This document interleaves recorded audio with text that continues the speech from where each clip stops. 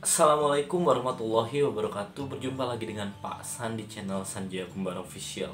Hari ini Pak San akan menjelaskan salah satu hadis yang menerangkan terkait dengan golongan orang yang tidak akan disentuh oleh api neraka. Di sini juga dapat kita refleksikan terhadap pendidikan kita terhadap anak-anak kita agar tidak hanya menjadikan anak-anak sebagai orang-orang sukses dan juga pintar dalam kehidupan duniawi, namun juga dapat menjadikan kehidupan mereka sukses kala akhirat. Di sini ada 4 golongan yang akan terbebas dari api neraka. Disimak ya.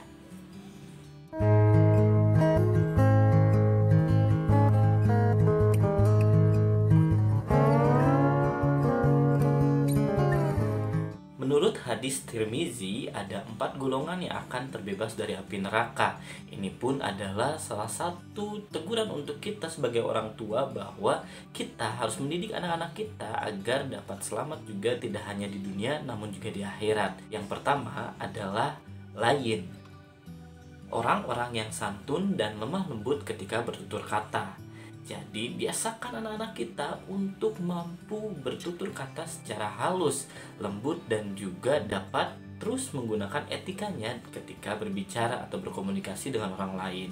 Ini dapat kita adaptasikan dan contohkan secara langsung terhadap anak-anak kita ketika kita berbicara dengan orang lain, terutama ketika kita berbicara dengan orang dewasa. Pastikan sebagai orang tua ketika kita berkomunikasi dengan orang lain di depan anak-anak kita dapat mencontohkan hal-hal seperti ini, lain atau bertutur kata dengan baik, lemah lembut, dan sopan santun. Lalu yang kedua adalah hayyin, yakni golongan orang-orang yang tenang, tidak mudah marah, dan juga teduh jiwanya. Di sini adalah salah satu juga pendampingan kita terhadap anak-anak kita agar menjadi hayyin, menjadi golongan-golongan yang tidak mudah marah, dapat mengontrol emosinya, dan cerdas secara emosional. Cerdas secara emosional juga dapat dilihat dari kesabaran, bagaimana kita sebagai orang tua mendidik anak-anak kita dengan sabar. Dari itu anak-anak kita akan menjadi individu yang sabar terkait dengan bagaimana mereka mencontoh kita dalam mengelola emosi. Yang ketiga adalah qorib, orang yang nyaman, akrab, dan juga menyenangkan ketika diajak untuk berbincang.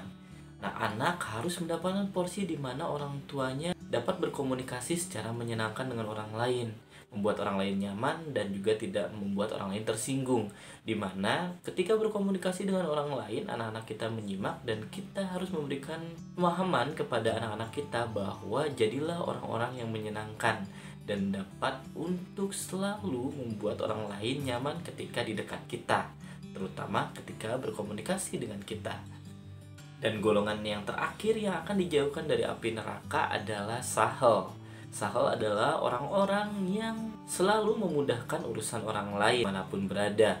Ketika kita berhadapan dengan segala masalah, urusan-urusan, dan juga tugas-tugas di mana kita pun satu sama lain akan sering meminta bantuan. Kita akan mendapatkan pilihan untuk membantu atau tidak. Nah, kenalkan anak-anak kita untuk mampu menjadi individu-individu yang dapat saling tolong-menolong, dapat memberikan porsi-porsi bantuan terhadap orang lain, karena sahel adalah juga salah satu ciri dari orang-orang yang sangat memberikan manfaat terhadap lingkungannya.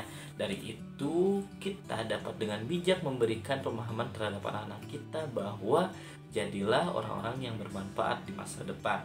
Dari itu, kalian tidak hanya akan sukses di dunia, namun juga akan lebih sukses di akhirat.